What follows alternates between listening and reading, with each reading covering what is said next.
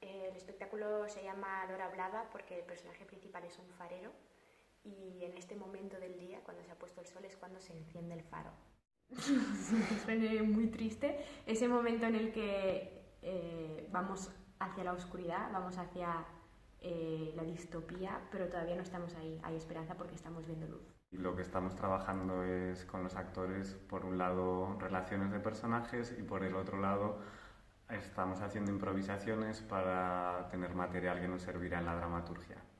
Para mí, el momento más mágico hasta ahora fue el momento en el que nos reunimos todo el equipo por primera vez y nos pusimos a hablar de cómo será este espectáculo y cómo es la historia, y de repente todas nuestras ideas confluyeron. Los actores están desplegando un imaginario que de repente vemos crecer el texto en escena y eso siempre es una cosa mágica cuando sucede en el escenario y lo estamos pudiendo disfrutar en directo.